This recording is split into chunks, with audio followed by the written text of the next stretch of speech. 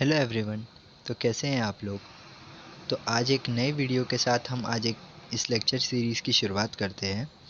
ये वीडियो हमारे पुराने लेक्चर सीरीज़ से थोड़ा अलग है क्योंकि हम अचानक से महाभूत से अनुमान प्रमाण के डिस्कशन पे आ गए हैं, क्योंकि क्लास के बहुत लोगों का डिमांड था कि इस टॉपिक पे वीडियो बनना चाहिए। तो आज हम अनुमान प्रमाण के बारे में बात करेंगे। अब अनुमान प्रमाण जब टेक्स्ट बुक से पढ़ने जाओ तो डिफ़िकल्टी ये आती है कि उसमें सबसे पहले उन लोगों ने अनुमान प्रमाण को डिफ़ाइन किया है और उसके बाद में बताया कि अनुमान करते कैसे हैं। पर डेफिनेशन से इतने कंफ्यूजिंग होते हैं कि बाद में पहुंचने तक आदमी पूरा कंफ्यूज हो जाता है।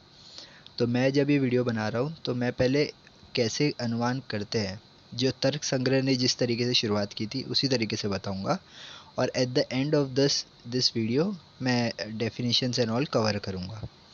तो सबसे पहले अनुमान का बेसिक मतलब जो हमें मोटे मोटे तौर पे पता है वो है कि किसी चीज़ के बारे में कुछ तर्क लगाना, कुछ इमेजिन करना, कुछ कल्पना करना, कुछ ऐसे अननोन चीज़ों को सोचना जो फ्यूचर में हो सकती है या प्रेजेंट में होने वाली है, या फिर उसके आसपास के नॉलेज से हमें कुछ ना कुछ सोर्स ऑफ इंफॉर्मेशन निकालना। जैसे कि अगर हम क्रिकेट मैच में सचिन को देख ले तो कहते हैं कि अभी चांसेस है कि हम मैच जीत सकते हैं, या फिर धोनी एंड ऑल, किसी भी एक अच्छे प्लेयर को। जैसे कि अगर कोई टॉपर हमारे साथ में एग्ज़ाम में बैठ जाए तो फिर भैया मैं तो पास हूँ, ऐसा मन में आ जाता है अनुमान। ऐसे बहुत जगहों पे हम अनुमान प्रमाण का इस्तेमाल करते हैं अपनी डे टू डे लाइफ में। पर इसको एक प्रॉपर तरीके से अगर हम स्टडी करें तो इसको हम अपने नॉलेज को बढ़ाने के लिए भी यूज़ कर सकते हैं। तो इस चीज़ को ध्यान में रखते हुए जब न्याय वैशेषिक लोगों ने अनुमान प्रमाण को कंसिडर किया तो उन्होंने अनुमान प्रमाण को बहुत बढ़िया तरीके से डिफ़ाइन किया ताकि हम इस टूल को यूज़ कर सकें।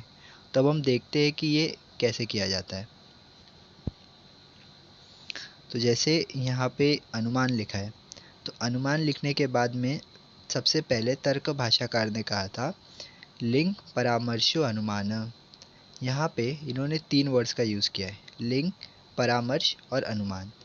तो हमें इन 3 वर्ड्स को एकदम थरली जानना होगा कि ये क्या है, क्या है, क्या है।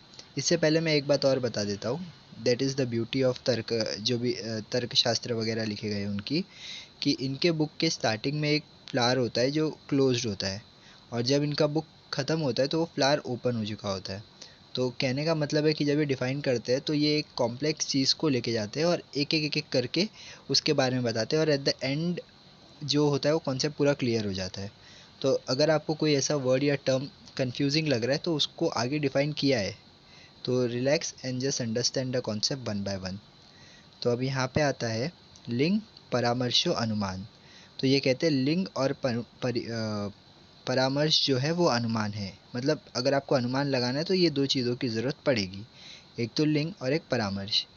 उसके अलावा तर्क भाषाकार एक और डेफिनेशन देते हैं, येन ही अनुमितिये तद अनुमानम। तो ये कहते हैं अनुमिति जो चीज़ की हो वो अनुमान है। अब अनुमिति क्या होती है कि अनुमान द्वारा हमें जिस चीज़ का ज्ञान प्राप्त हो उसे हम अनुमिति कहते हैं। जैसे प्रत्यक्ष प्रमाण के द्वारा हमें किसी ज्ञान की प्राप्ति हो तो उसे प्रत्यक्षी कहते हैं, शब्द प्रमाण द्वारा हो तो उसे शाब्दी कहते हैं, या फिर उपमान प्रमाण के द्वारा हो तो उसे उपमिति कहते हैं या उपनीति कहते हैं आदि। तो जैसे कि यहाँ पे मैंने उदाहरण दिया है, धूम ज्ञान से अग्नि का ज्ञान। यहाँ पे आपको ये चीज़ समझ जानी चाहिए कि एक पिक्चर आप इमेजिन कर लीजिए जिसमें आप एक पहाड़ पे धुआं देख रहे हैं और अनुमान लगाते हैं कि क्योंकि वो धुआं है तो वहाँ पे आग होगी। ऐसी फ़ोटोज़ हमारे बुक्स वगैरह में दी हुई है।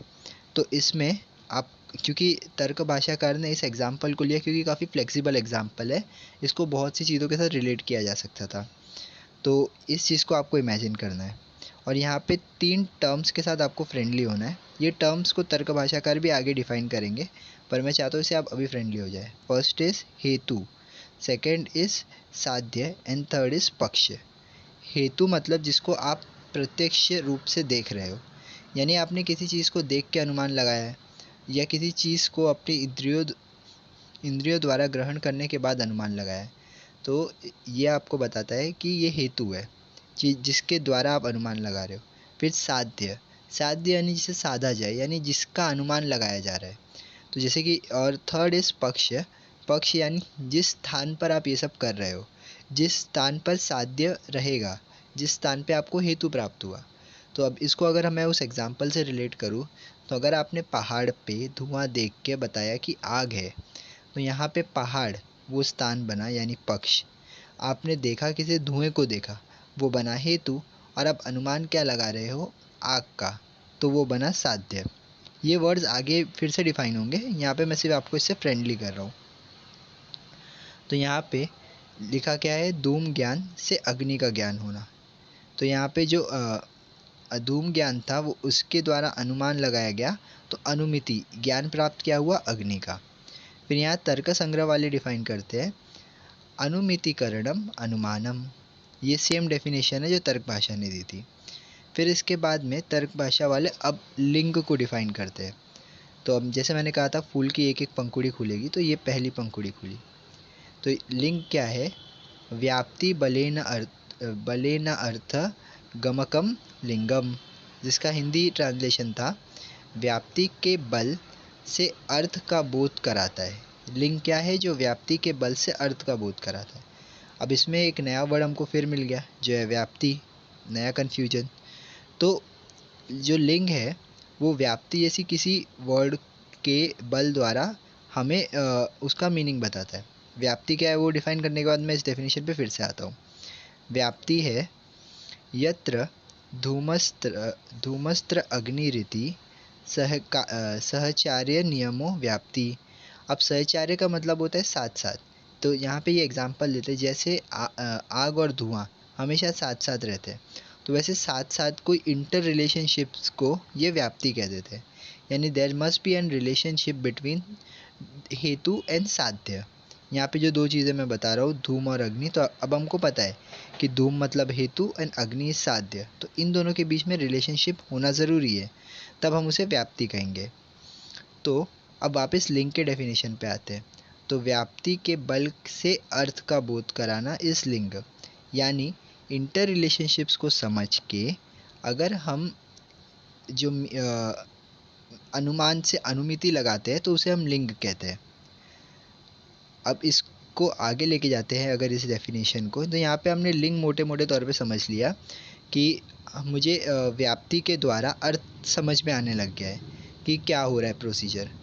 अब उसके बाद में परामर्श क्या होता है, तो अब परामर्श देखते हैं।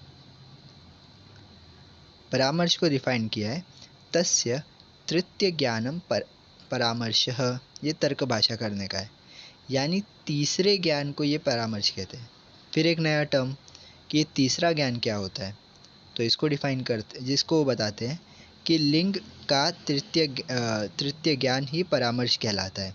तो ये प्रथम द्वितीय ज्ञान भी होगा ना, तो ये कहते हैं यस प्रथम ज्ञान, यानी कि अब यहाँ पे उसी एग्जाम्पल को ये लेते हैं कि प्रथम ज्ञान में आपने सीधा पहाड़ पे धुआं आग एंड ऑल कुछ नहीं देखा, आप अपने घर पे थे, आपने चूल्हा देख लिया कि एक जलता हुआ, आपकी मम्मी खाना बना रही है तो उसमें एक जलता हुआ चूल्हा था जिसमें आग लगी थी और धुआं निकल रहा है। ये आजकल का मॉडर्न गैस नहीं है जिसमें धुआं नहीं निकलता, पुराने ज़माने का। तो वहाँ पे आपको प्रथम ज्ञान हुआ कि जहाँ आग निकल रही, जहाँ आग है वहाँ से धुआं निकल रहा है। फिर द्वितीय ज्ञान यानी कि जहाँ पे आपने पर्वत पे एक बार सच में देख लिया कि आग लगी थी और धुआं निकल रहा है। फिर तीसरी बार जब आप पर्वत पे धुआं देखोगे तो सीधा कह दोगे कि भाई यहाँ पे आग होगी ही, कंफर्म। तो तृतीय ज्ञान से आपको अग्नि का अनुमान लगाने में मदद मिल गई, तो इसे हम परामर्श कहते हैं। अब इसका एक और डेफिनेशन तर्क संग्रह ने दिया है, व्याप्ति विशेषतः पक्ष धर्माता ज्ञानम परामर्शः, तर्क संग्रह 40। तो यहाँ पे इन्होंने एक और नया टर्म हमको दे दिया जो है पक्ष धर्माता। पक्ष धर्माता भी आगे मैं बताऊंगा, पर पक्ष धर्माता यानी पक्ष में उपस्थित रहना हेतु का, इसका मोटे मोटे तौर पे अर्थ है। तो अब हम इस डेफिनेशन पे फिर से जाते हैं।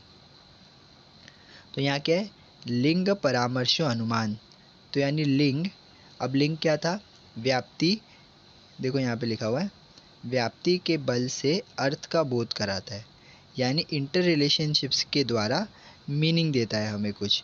अब वो मीनिंग भी एक टाइम में हमें ग्रहण नहीं करना है, परामर्श हो, यानी फर्स्ट ज्ञान के बाद, सेकंड ज्ञान के बाद जो थर्ड ज्ञान होता है तब, जो आप इन्फ्रेंस निकालोगे वो होगा अनुमान। तो अब जाके हमें तर्क भाषा खर का पहला डेफिनेशन समझ में आया है। ठीक है, अब आगे बढ़ते हैं। अब ये जो इसके आगे है ये श्लोक में फॉर्म में था, जिसको मैंने नॉर्मल लैंग्वेज में लिखने की कोशिश की है। अनुमति प्रक्रिया के आवश्यक अंग क्या है? सबसे पहले व्याप्ति का ग्रहण करना, यानी कि हम अपने आसपास में बहुत सारी नेचुरल फिनोमिनास को देखते रहते हैं, पर क्या हम उन सबको समझते हैं? नहीं। तो जिसको हम समझते हैं, जिनके रिलेशनशिप्स को हम समझ जाते हैं, उसे हम कहते हैं कि व्याप्ति का ग्रहण कर लिया है हमने। तो जैसे कि हमने एक एग्जांपल जो अभी माइंड में रख के चल रहे हैं कि आग और धुएं का, तो इसमें हमने एक्सेप्ट कर लिया कि जहाँ जहाँ आग जल रही थी वहाँ वहाँ मैंने धुआं देखा है। फिर उसके बाद में होता है साध्य का संदेह। अब इसका मतलब क्या होता है कि अगर आपको अनुमान लगाना है, अनुमिति प्राप्त करनी है, तो आपको संदेह होना ज़रूरी है। There should be a doubt, without that you can get अनुमान, है ना। तो जैसे कि आपने धुआं देख लिया तो आपको संदेह होगा कि यहाँ पे अग्नि है, ऐसा। अब संदेह क्यों बोला जाता है, क्वेश्चन मार्क? क्योंकि मेन आपका क्लियर कब होगा, जब आप प्रत्यक्ष उसको देख लोगे। तो तब तक तो आप अनुमान में हो, तो फिर आप संदेह में ही रहोगे। फिर थर्ड आता है व्याप्ति का स्मरण। अब ये इंटरेस्टिंग है कि आपको ग्रहण भी है, संदेह भी है, पर आपको अगर स्मरण ही नहीं रहा, याद ही नहीं रहा कि ऐसा कोई रिलेशन है, तो आप अनुमान नहीं लगा पाओगे। जैसे कि आपने धुआं तो देख लिया, पर आपको याद ही नहीं है कि धुआं आग से निकलता है, तो फिर आप अनुमान नहीं लगा पाओगे। और थर्ड है हेतु का पक्ष में रहना, यानी कि अगर धुआं आपको माउंटेन्स पे दिखा ही नहीं, तो आप अनुमान किस चीज़ का लगाओगे? तो ये अब उन्होंने मोटे मोटे तौर पे और बता दिया कि अनुमिति प्रक्रिया के लिए 4 आवश्यक अंग हैं: व्याप्ति का ग्रहण, संदेह का साध्य का संदेह, व्याप्ति का स्मरण और हेतु का पक्ष में रहना। अब इसके बाद में वो अनुमान के अंग बताते हैं। तो वो दो है, एक व्याप्ति और एक है पक्षधर्मता। व्याप्ति हमको पता है, सहचार्य नियम, यानी कि साथ साथ में रहने वाला जो रिलेशन है वो। फिर उसके बाद में आता है पक्षधर्मता। पक्षधर्मता यानी पक्ष में विद्वान होना, यानी पक्ष में रहना, किसका? हेतु का। अब यहाँ पे जब इतना पक्ष पक्ष चल रहा है, तो इसको तर्क संग्रह डिफाइन करने की कोशिश करते हैं। तो वो कहते हैं पक्ष है संदिग्ध संदिग्ध संदेहवान पक्ष, मतलब जिस पे आपको शक हो, डाउट हो, तो वो आपका पक्ष रहेगा। जिस तरीके से यहाँ डिफाइन किया है कि संदिग्ध साध्यवान पक्ष, तो यहाँ हमें तर्क संग्रह वाले कहते हैं कि जिस पे हमें संधि हो, जिसमें मतलब हमें डाउट हो, वो पक्ष रहेगा। फिर सपक्ष क्या होता है? सपक्ष यानी कि उसके जैसा सिमिलर। अब पक्ष मैंने आपको पहले बता दिया था कि वो स्थान है जहाँ पे ये सारा हमें दिखेगा, हेतु और साध्य वगैरह एंड ऑल। तो सपक्ष यानी उससे मिलता जुलता स्थान। और विपक्ष यानी कि एक ऐसा स्थान जहाँ पे ये दोनों नहीं होंगे। अब मैं इसके एग्जांपल्स आपको दे देता हूँ। हमारा पहले के एग्जांपल में माउंटेन पक्ष था, जिस पे हमें हेतु दिखा था और हमने साध्य वहाँ पे अनुमान लगाया था। अब सपक्ष इस कि अगर मैंने उससे मिलते जुलते स्थान, यानी अगर मैं घर पे चूल्हे को भी देख लूँ तो वो सपक्ष है, यानी वो भी सपोर्ट करता है।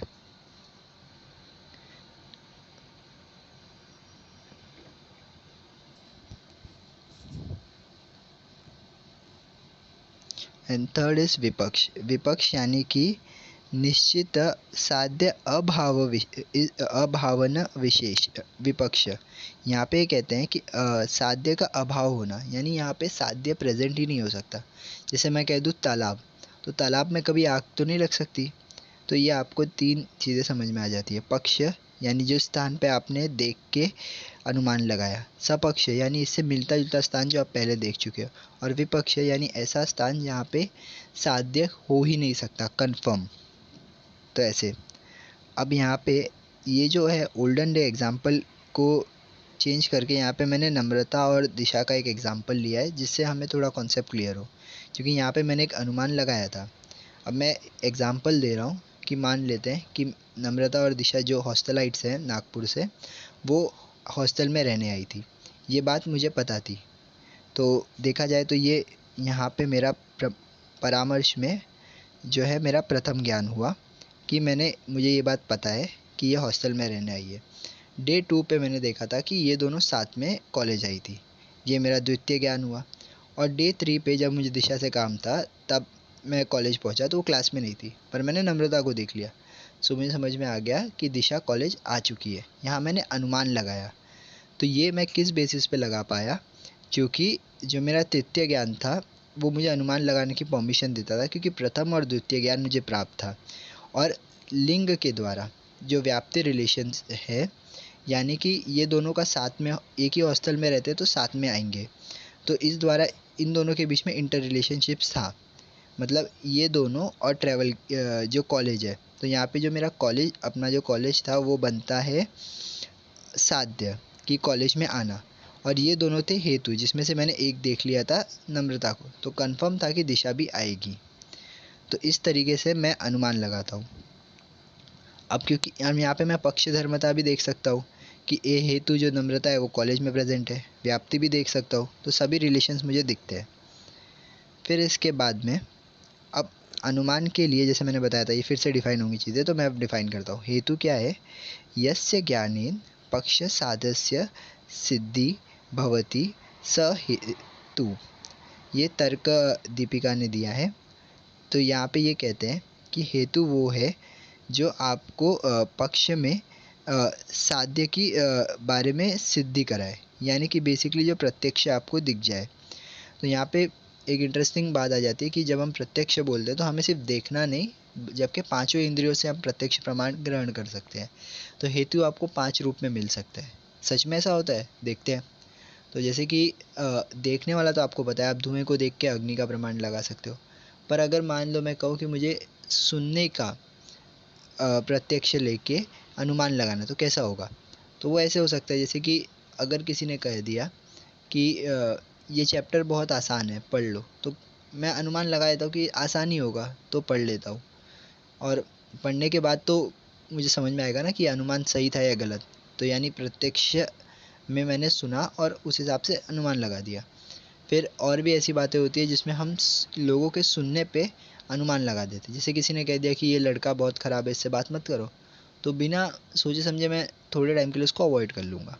फिर इसके बाद में अगर कहूँ कि मुझे इसको स्पर्श इंद्रियों से ज्ञान करना है हेतु का, तो अगर मैं सपोज़ किसी चीज़ को ऐसे सपोज़ जो आजकल चाइनीज़ प्रोडक्ट्स आते हैं जो बाहर से कुछ और अंदर से कुछ और होते हैं, तो इसमें अगर मैं किसी प्रोडक्ट को ऐसे टच करता हूँ और मुझे स्पर्श द्वारा ज्ञान होता है कि ये चीज़ सॉफ्ट है और बाद में थोड़े टाइम बाद वो हार्ड हो जाएगी, तो यहाँ पे मैं इसलिए विरोधी एग्जांपल ले रहा हूँ ताकि आप डिफरेंस समझ सको कि स्पर्श द्वारा मैं अनुमान लगा सकता हूँ कि ये पूरी की पूरी चीज़ सॉफ्ट होगी, पर अंदर से ये हार्ड है कि नहीं ये पता नहीं है, हो सकता है वो अंदर से भी सॉफ्ट हो।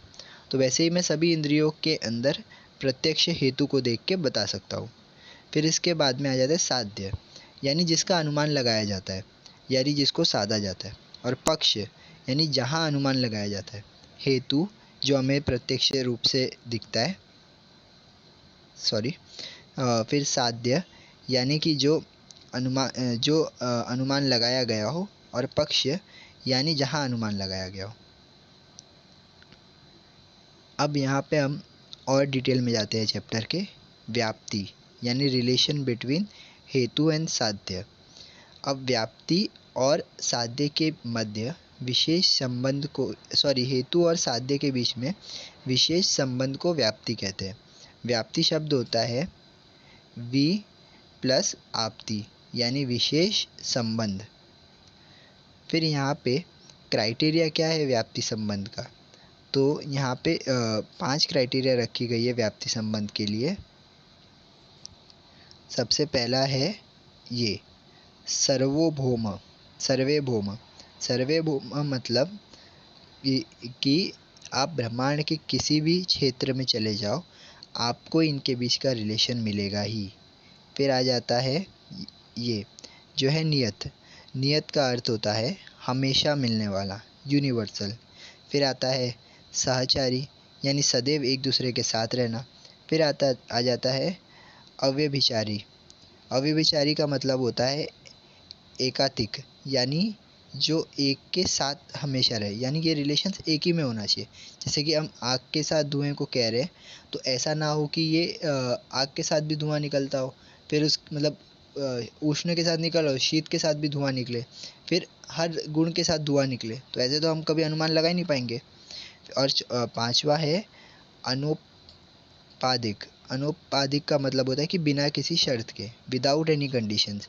यानी जो पुराने ज़माने के लॉज हुआ करते थे वो आजकल के फिज़िक्स की तरह नहीं है कि ये लॉ के लिए ये 10-10 कंडीशन अप्लाइड है। वहाँ पे जो चलता था वो स्वतंत्र सिद्धांत चलता था, यानी विदाउट एनी कंडीशंस। आगे हम देखते हैं कि अब यहाँ पे दो टर्म्स और आ जाते हैं। सबसे पहला है व्यापक और दूसरा है व्याप्य। यानी यहाँ पे जो साध्य है इसे ये लोग व्यापक बोल देते हैं और हेतु को व्याप्य बोलते हैं। अब ये दोनों ऐसा क्यों डिफाइन किया ये हम देखते हैं। क्योंकि व्यापक और व्याप्य के मत के संबंध को ही व्याप्ति कहते हैं। अब व्यापक क्या है? साध्य ही है वो बेसिकली, पर जिसके अंदर व्याप्य रहता हो। और व्याप्य क्या है? जो रहता हो। अब फिर कंफ्यूज हो गए, मुझे पता है। तो व्यापक वो जो जिसके अंदर व्याप्य रहता है, यानी यहाँ पे हम जो साध्य है यानी अग्नि बोलते हैं, तो अग्नि के अंदर से ही तो धुआं निकलता है, तो इसीलिए क्या आ गया है, जिसमें व्याप्य रहता है। और धुआं जो है वो रहता है, इसलिए जो रहता है वो व्याप्य। अब उसके बाद में हम देखते हैं जो व्यापक है वो अधिक स्वतंत्र है। यानी अग्नि जो है ना वो ज़्यादा फ्री है। मतलब कि इट्स नॉट कंपलसरी कि हर बार अग्नि में से धुआं निकले, पर जब जब धुआं निकलेगा वो अग्नि में से निकलेगा। तो कहने का सार ये है कि यहाँ पे जो व्यापक है वो उसकी स्वतंत्रता ज़्यादा है। मैं एग्जांपल देता हूँ, जैसे कोयला होता है, तो कोयला जब जलता है तो सिर्फ अग्नि रहती है लाल रंग की, पर धुआं नहीं निकलता। और आजकल जो हमारा गैस है उसमें भी अग्नि रहती है पर धुआं नहीं निकलता, मॉडर्न स्टोव्स जो हैं। और पर अगर धुआं निकला है तो देयर इज़ अ चांस कि वहाँ अग्नि होगी। तो इसलिए व्याप्य की स्वतंत्रता कम है पर व्यापक की ज़्यादा है। तो इसीलिए हम व्याप्ति का जब आगे भेद करते हैं तो भेद दो तरीके से करते हैं। और एक और बात, यहाँ पे राकेश सर ने व्यापक को डिफ़ाइन किया था जो फैलता है, और व्याप्य यानी जो सीमित रहता है, तो ये बात भी सही है। फिर इसके बाद में व्याप्ति के भेद, तो दो तरह के भेद है, एक क्षेत्र के अनुसार, एक स्वरूप के अनुसार। क्षेत्र के अनुसार यानी कि मैंने इसे बताया था जो फैलता है या फिर जिसकी विस्तारता ज़्यादा है या कम है, जो स्वतंत्र है, उस बेसिस पे। तो सबसे पहले आता है समव्याप्ति। समव्याप्ति यानी कि जिसमें व्यापक और व्याप्य यानी साध्य और हेतु दोनों का जो विस्तार है वो बराबर से ही हो। मतलब ऐसा बोल नहीं सकते कि दोनों के अंदर स्वतंत्रता में कोई ज़्यादा भेद है। यहाँ जो एग्जाम्पल दिया था तर्क वालों ने वो था जो प्रमेय है वो नामधारी है। प्रमेय यानी यथार्थ ज्ञान जिससे हमें होता है, यानी एनी ऑब्जेक्ट, आप समझ लो कोई भी एक ऑब्जेक्ट को प्रमेय बोलते हैं, तो वो सारे नामधारी है। तो अब हम यहाँ पे देखते हैं कि जो प्रमेय है वो हमारा हो गया हेतु, और जो नामधारी हैं वो हमारे हो गए साध्य, कि हमने अनुमान लगाया ना कि वो नामधारी होंगे। तो यहाँ पे हम देखते हैं कि दोनों भी इक्विवेलेंट ही है। मतलब ऐसा नहीं है कि किसी की स्वतंत्रता को हम बोल सकते हैं ज़्यादा फ्री है, ये ज़्यादा इंडिपेंडेंट है। पर जो दूसरा है विषम व्याप्ति, विषम व्याप्ति में हम कहते हैं कि जब व्यापक और हेतु दोनों में जो विस्तारता है वो असमान हो। एग्जाम्पल हमने पहले ही देख लिया था, धुआं और आग। फिर इसके बाद में जो दूसरे बेस ऑफ क्लासिफिकेशन है वो है स्वरूप के हिसाब से, तो जिसमें आ जाता है अन्वय और व्यतिरेक।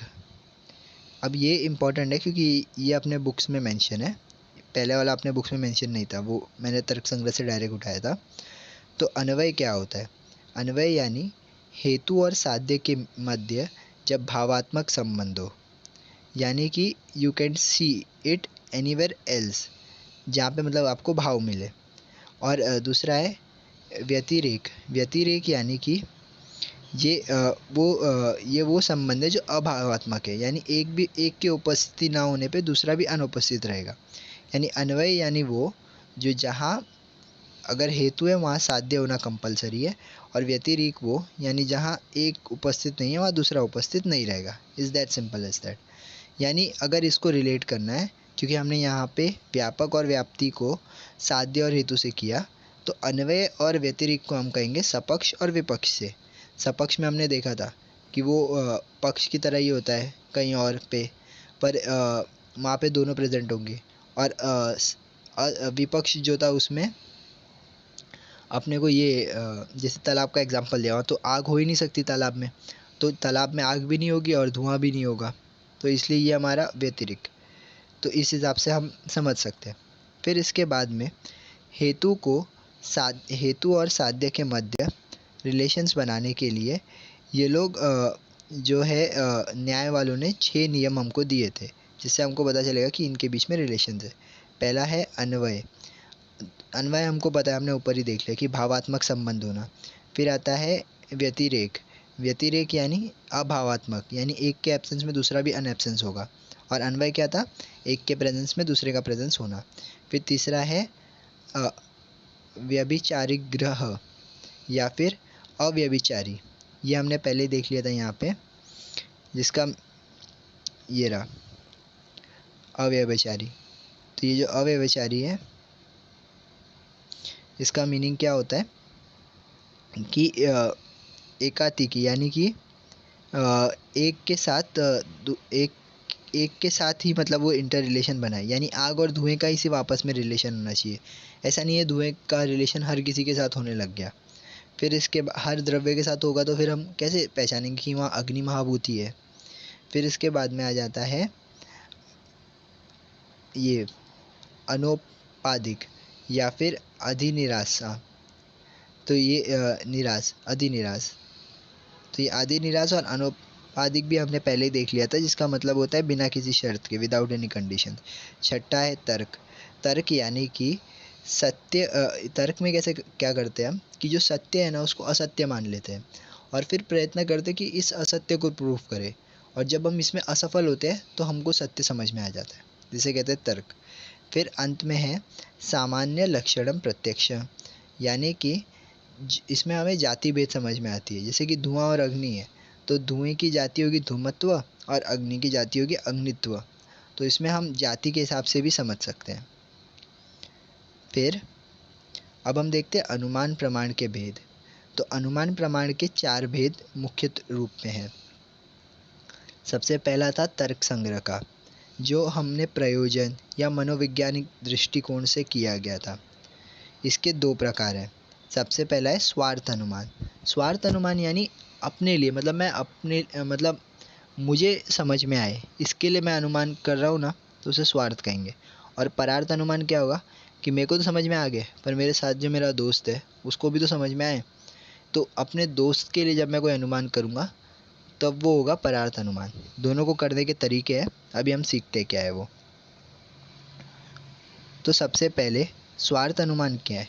तत्र स्वार्थ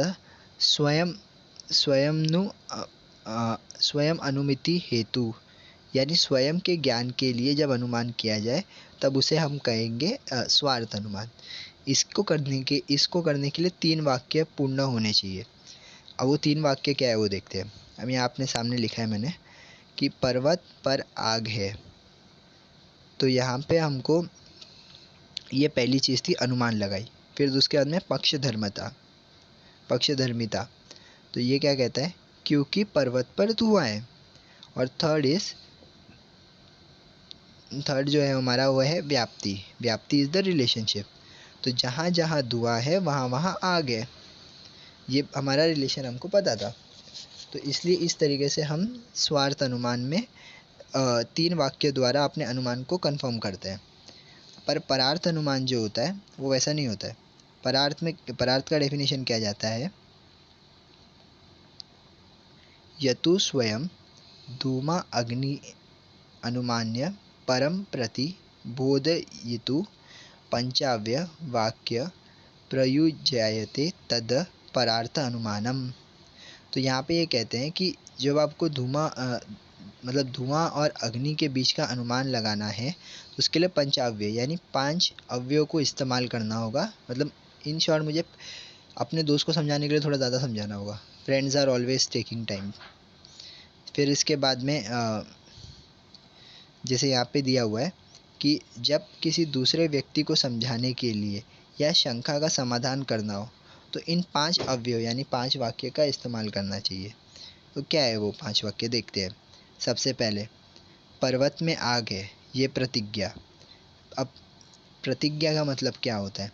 साधन निर्देशित प्रतिज्ञा, यानी कि आप एक कमेंट दे दो जिसको आपको प्रूव करना है, वो हो गया आपका प्रतिज्ञा। फिर सेकंड लाइन इज क्योंकि पर्वत में धुआं था, ये क्या हो गया आपका हेतु।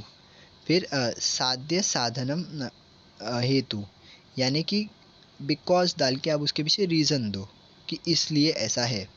फिर थर्ड इज दृष्टांत। दृष्टांत या उदाहरण, दृष्टांत का मतलब होता है उदाहरण या इलस्ट्रेटिव एग्जांपल्स वगैरह दे के, या जिसे आप व्याप्ति भी कह सकते हो, जहाँ पे हम कहते हैं जहाँ जहाँ धुआं है वहाँ वहाँ आग है।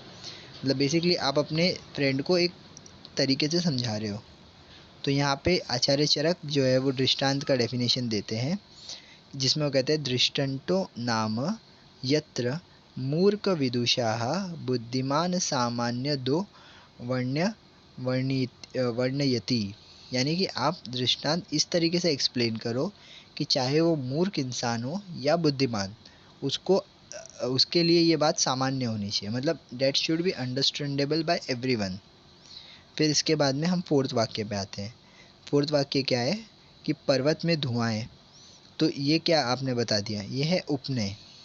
उपनय का मतलब क्या होता है कि करंट सिचुएशन पे आप पक्षधर्मता को बता दो, यानी कि करंट सिचुएशन पे ये यहाँ पे है। मैं इसको एक साथ भी सम अप करता हूँ अभी, आई नो थोड़ा कन्फ्यूजिंग हो रहा है। इसलिए पर्वत पे आग है। अब ये जो है ये इसको कहते हैं निगमन। तो अब मैं इसको एक साथ कंक्लूड करता हूँ 5 वाक्यों को पहले एक साथ रीड करके। पर्वत में आग है क्योंकि पर्वत में धुआं है, जहाँ जहाँ पे धुआं वहाँ वहाँ पे आग, पर्वत पे धुआं इसीलिए पर्वत पे आग है। तो फर्स्ट मैंने बताया कि मुझे क्या कंक्लूड करना है कि पर्वत पे आग है। सेकंड कि पर्वत पे आग है ये प्रूव करने के लिए मैं कहता हूँ कि मैंने क्या देखा है, पर्वत पे धुआं है। थर्ड मैं ये बताता हूँ कि धुआं और आग के बीच में एक रिलेशन है। फिर फोर्थ मैं बताता हूँ क्योंकि पर्वत पे धुआं मैंने देखा इसीलिए मैं कह रहा हूँ फिफ्थ कि पर्वत पे आग है। अब जो ये निगमन जो वर्ड है ये एक्चुअली तर्कशास्त्र ऐसा करते हैं कि जब वो प्रतिज्ञा से नीचे की तरफ जाते हैं तो वो कहते हैं कि हम किसी प्रोसेस के स्टार्टिंग में स्टार्ट करें किसी प्रोसेस को डिफाइन करना, तो इसलिए वो उसे आगमन कहते हैं, और जब उसके एंड पे आते हैं तब उसे वो निगमन कहते हैं, इसलिए ये वर्ड निगमन यहाँ पे आया। अब मैं यहाँ पे इसका सरल हिंदी अर्थ आपको बताता हूँ जो बुक्स वगैरह से थोड़ा अलग है। प्रतिज्ञा का मतलब होता है जिसे सिद्ध करना हो या जिसे बताना हो उसे प्रतिज्ञा कहते हैं।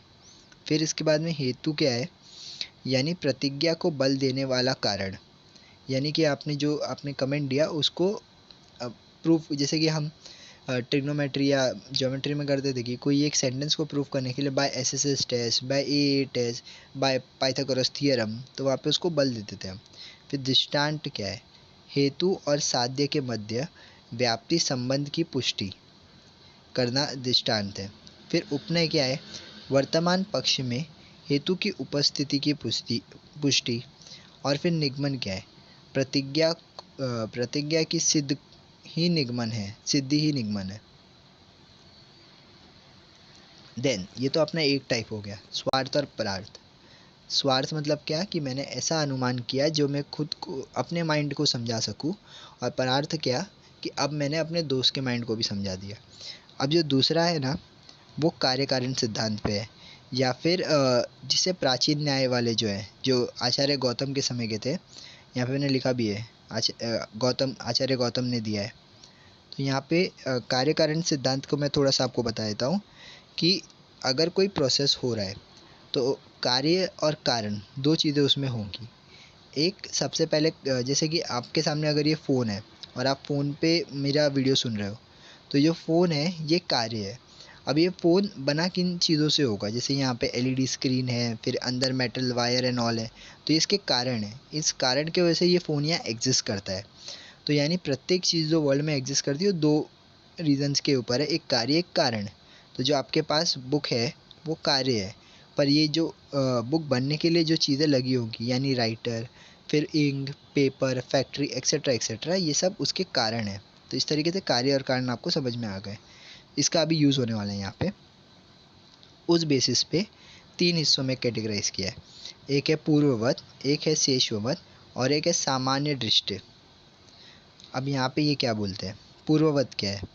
पूर्ववत यानी ये जो शब्द है ये दो शब्दों का मिक्सचर है, पूर्व प्लस वत, यानी पहले के अनुसार। अब इसको मीनिंग समझते हैं। जब कारण का प्रत्यक्ष कार्य जब कारण का प्रत्यक्ष कर कार्य का अनुमान किया जाता है तब उसे हम पूर्ववत कहते हैं। कारण आपको मैंने बताया था क्या है, कॉज, और कार्य क्या होगा, इफ़ेक्ट। तो जब हम कॉज के बेसिस पे इफ़ेक्ट को जज करने की कोशिश करते हैं तो हम उसे पूर्ववत कहते हैं। यहाँ पे मैंने एग्जांपल दिया है तुषार सर का वेडिंग का एग्जांपल। तुषार सर कहते हैं ना कि आप शादियों में जाओ, ठूस के खा लो और उसके बाद आपको समझ में आएगा कि आप बीमार हो। तो यहाँ पे वो मतलब अगर हमने प्रत्यक्ष किसी को देख लिया कि कोई इस तरीके से खा रहा है तो हम अनुमान लगाते हैं कि अब ये बीमार पड़ने वाला है भाई। जैसे कि हमको मम्मी कहती है कि बारिश में मत भीगना नहीं तो सर्दी लग जाएगी, तो वो अनुमान लगाती है। या फिर हमने कभी कुछ बर्फ़ का गोला वगैरह खा लिया तो कहेंगे यार अब मुझे सर्दी होने वाली है, इस तरीके से। फिर आता है शेषवत। शेषवत का अर्थ क्या होता है कि आपने कार्य को देखा, यानी इफ़ेक्ट को देख के आपने कॉज को जज किया। आप समझे कि जब कार्य को देखकर आप कारण का अनुमान लगाते हो, यानी कि रिज़ल्ट से हम जब जज करते हैं, जैसे कि मेरे को बहुत कम मार्क्स आए और मैंने घर पे आया तो पापा समझ जाते हैं कि बंदे ने पूरा साल भर टाइम पास किया इसीलिए ऐसे मार्क्स आए। या फिर मैंने बहुत सही पेपर लिख के बहुत भारी मार्क्स लेके आ गया तो पापा समझ जाएंगे कि पूरा साल बंदे ने भले टाइम पास किया पर पढ़ा भी है साथ में। फिर इसके बाद में आ जाता है ये सामान्य दृष्टि। इसमें क्या होता है, सामान्य हम जैसा देखते हैं वैसा अनुमान करते हैं। जैसे कि अभी अगर मान लो एक यहाँ मैंने लिखा है ग्रुप ऑफ मिसचिफ पीपल, तो अगर समझो एक मस्तीखोर बच्चों की गैंग है, उसमें एक शरीफ भी होगा ना, तो पहले नज़र में मैं अनुमान लगा दूंगा कि वो भी इन्हीं के बराबर का है। ऐसा ऐसा हम सभी करते हैं।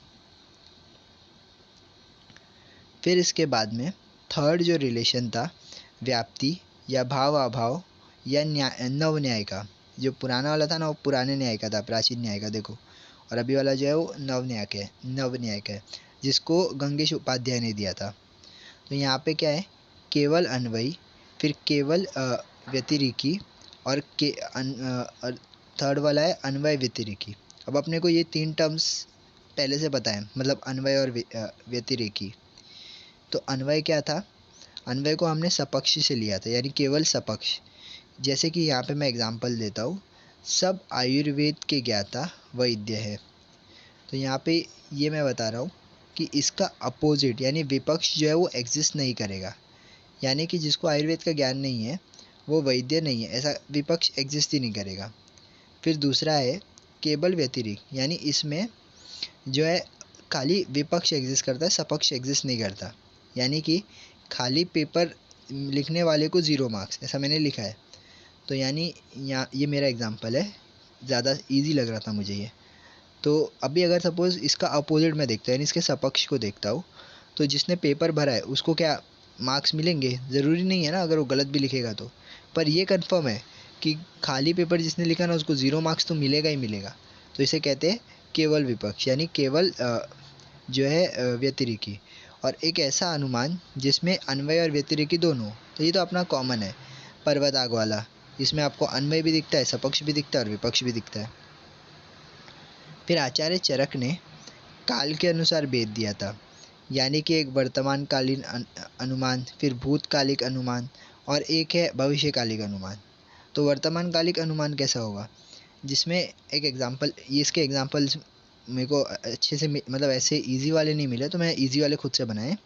जैसे कि जब हमको क्लास में श्लोक रिसाइट कराते हैं, उसके बाद में ना मैम कुछ पर्टिकुलर बंदों को कहती कि श्लोक अब बिना देखे बोल के दिखाओ। तो वो अनुमान लगाती है वर्तमान बेसिस पे कि जब श्लोक रिसाइट करा रही थी तो कौन बंदा कितने कॉन्फिडेंटली बोल रहा था, तो फिर या फिर कौन बंदा अटक रहा था, तो उस हिसाब से वो स्पेसिफिक टारगेट को हिट करती है। या फिर हम देखते हैं कि जब हम ट्रेन में बिना टिकट के ट्रैवल करते हैं तो टीसी हमारे चेहरे से हमको पहचान लेता है। तो ये क्या करता है, वो वर्तमान के हिसाब से अनुमान लगाता है कि इसके पास टिकट होगा, इसके पास नहीं होगा। तो हैक है, कॉन्फिडेंटली जाओ, सॉरी। फिर उसके बाद में आता है कि भूतकालीन अनुभव।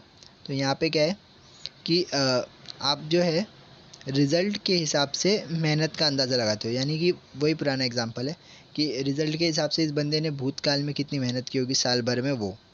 और भविष्यकालीन अनुमान में मैं एग्जांपल देता हूँ कि किसी टॉपर बच्चे को देख के आप पहले से उसका भविष्य जज कर लेते हो कि भाई तू तो सेट है, मेरा मुझको टेंशन हो रहा है।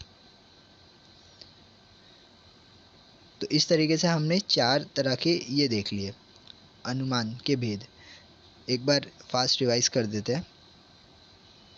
एक है स्वार्थ और परार्थ। स्वार्थ यानी अपने लिए, परार्थ यानी कि दोस्त के लिए।